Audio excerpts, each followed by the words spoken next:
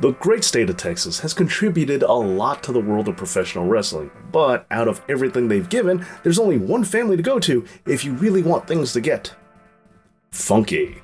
And that's the topic of this episode, because this is the history of the Funk family.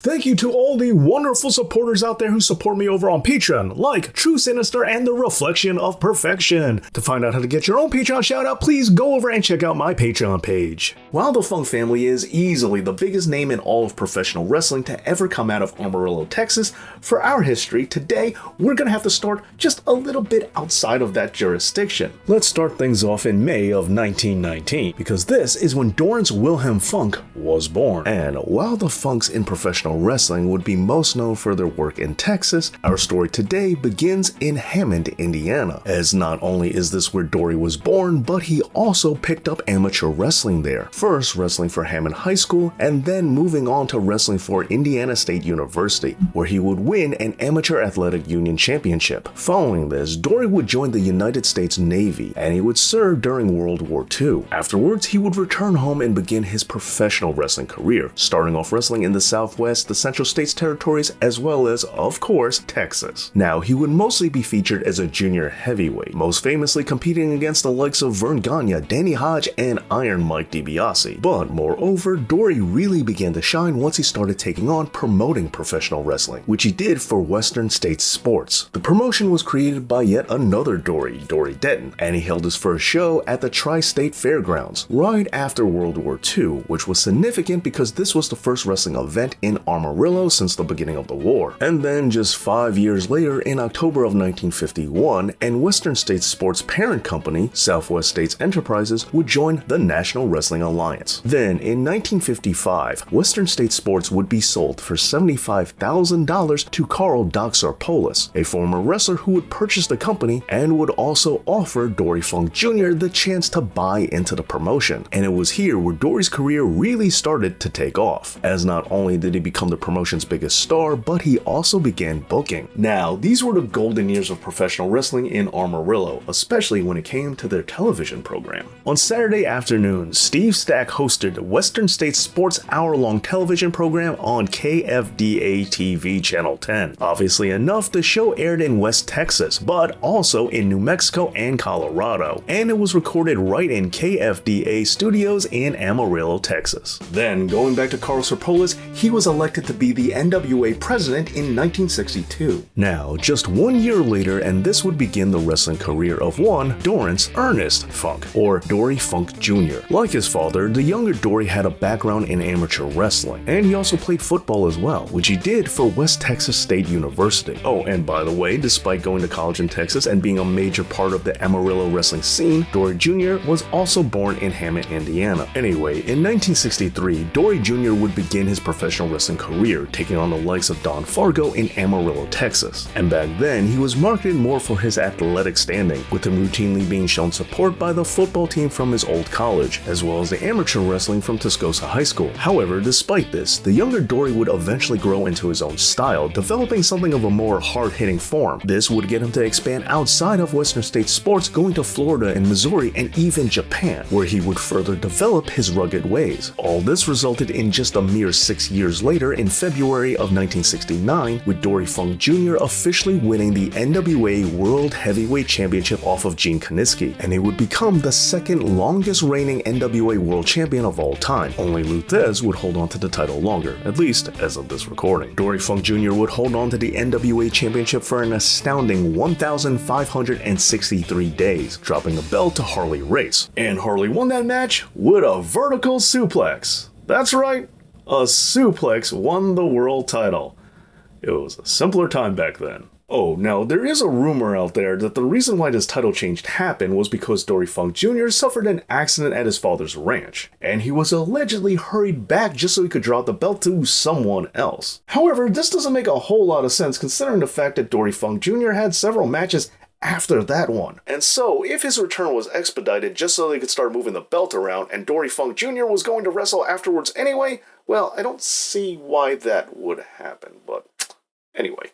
Now, regardless to any of that, you don't hold on to the NWA World title for over 1,500 days without having something to show for it, and Dory Funk Jr. definitely had a lot to look forward to, as now he was a major superstar, and not just in Amarillo, although of course he was really big there too, and he wasn't alone in this because he was also joined by his younger brother, Terrence Funk. Like his father and brother, Terry was born in Hammond, Indiana, and after the family relocated to the Lone Star State following World War II, Terry, just like his big brother, would enroll in West Texas State University, which is now Texas A&M, and once there, he would also become a part of the football team as well as the wrestling team. Terry started wrestling in 1965, naturally working for the Western States Sports Promotion, where he gained early notoriety, especially for teaming up with his brother. But he did also have single success too, going against the likes of Sputnik Monroe and Ernie Ladd. But then, after dropping the NWA World Championship, Dory Jr. would start wrestling throughout the Mid-Atlantic, Ontario, Georgia, Florida, and the Central State regions, and even challenging Ric Flair to try and regain the NWA Championship. However, one of the biggest moves that Dory Funk Jr. made was returning to Japan, as in 1973, he debuted for a new fledgling company called All Japan Pro Wrestling, as it was a company that was really looking to make its mark. And with that, the entire Funk family, not just Dory Jr., really had an opportunity to make an imprint in AJPW. And that's exactly what they did, since many great wrestling minds from all over the world came together in order to make what we know now as King's Road style. But as for how things were going back home in Texas, well, everything was about to change. In 1967, Dory Funk Sr. would purchase the remaining shares of Western States Sports from Sir Polis's wife, and Sr. himself would leave the company to Terry and Dory Jr. in 1973. But then, by 1980, ticket sales took a significant nosedive, and so the Funks decided to sell the promotion to Blackjack Mulligan and Dick Murdoch for $20,000. However, this wasn't enough to save the company, as the promotion would close for good in 1981. Yup, that's right. For once we have a story about a territory that doesn't conclude with a sentence starting with, "and then Vince McMahon."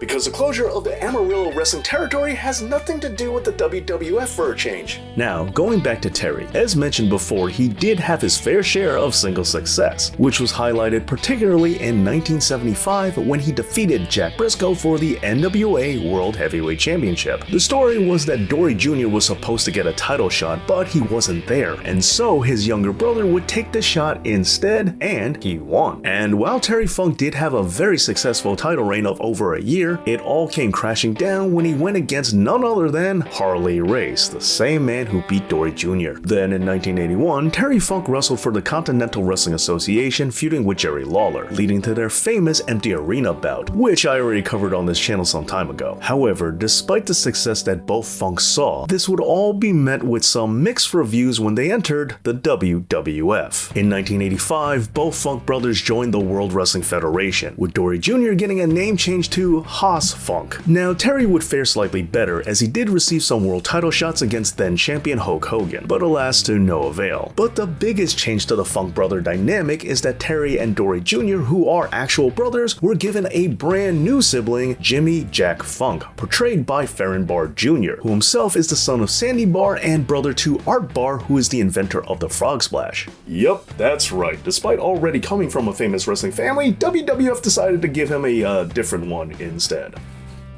Now, outside of the WWF, Farron is probably most well known for his work in Championship Wrestling from Florida, where he wrestled as Jesse Barr, and he was one of the top villains throughout the mid-1980s, and he even got to win the NWA Florida Heavyweight Championship. But then, after a variety of success, Barr would leave Florida for the WWF in April of 1986, and Vince McMahon would give him the character of Jimmy Jack Funk. However, as soon as Terry left the WWF, both Jimmy Jack and Haas would see diminishing returns. Dory Jr. would soon follow suit, leaving Jimmy Jack on his own. Jimmy Jack would be released from the company in June of 1987, allegedly due to a backstage incident involving Haku. He would then go to the Continental Wrestling Association and begin a feud with Jerry Lawler, his kayfabe brother's former rival, although here he would refer to Terry as his cousin, not his brother. From there, he would wrestle for a variety of other promotions, such as World Class Championship Wrestling, as well as returning to the NWA Pacific Northwest. Farron would formally retire in 1997, before coming back for another match in 2010,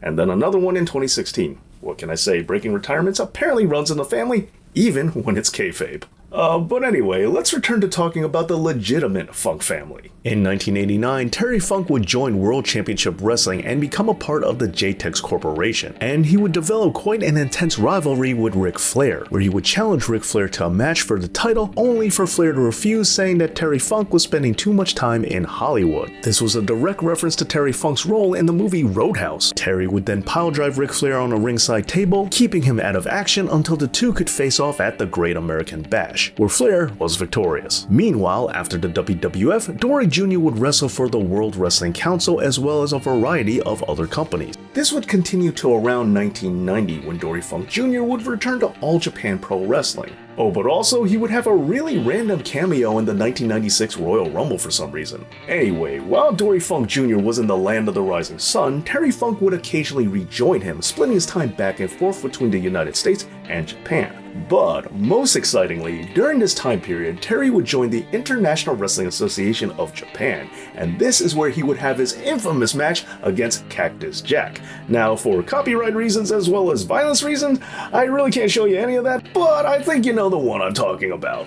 This led to Terry Funk having something of a resurgence, and he would debut for Extreme Championship Wrestling, reuniting with his brother Dory Jr. for the first time in 3 years. Terry's stardom was rising high, reinventing himself for the new generation, culminating in being the headlining act for ECW's first ever pay-per-view Barely Legal in April of 1997, where he would win the ECW World Heavyweight Championship. From here, Dory Funk Jr. would go into a semi-retirement, but it was at this point that he would create one of the greatest contributions to all of professional wrestling, the Funken Conservatory. The Funken Conservatory was created by Dory Funk Jr. in 1991. It originally served as a 6-day training camp, but it would later on become a 3-week program. Then in 1999, it would extend its reach even further, having a branch with the World Wrestling Federation called the Funken Dojo. Following this, in 2001, it became a professional wrestling promotion all its own called Bang, giving its trainees a chance to hone their craft on television. This television program would be known as Bang TV. Tapings for the program would be held in the Dory Funk Arena on Saturday nights, and then they would air on WOGX TV 51, as well as the channel My65. You could also learn more by visiting their website. The Funken Conservatory would be known for teaching its trainees the art of professional wrestling, everything from techniques to promos to even weight training. And in addition, they also offer training for being a manager, a referee, as well as an announcer. Not sponsored, I just think it's a really good school.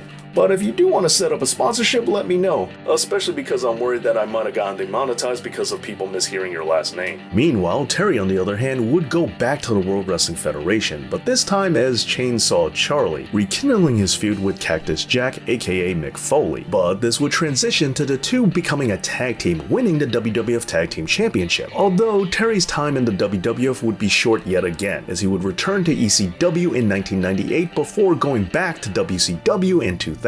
And from there he would continue to bounce around, working the independent circuit as well as TNA and going back to WWE on more than one occasion. And okay, now at this point we've come to one of the biggest running jokes in all of professional wrestling, and that's the retirement of Terry Funk, as he's had multiple retirement matches. How many?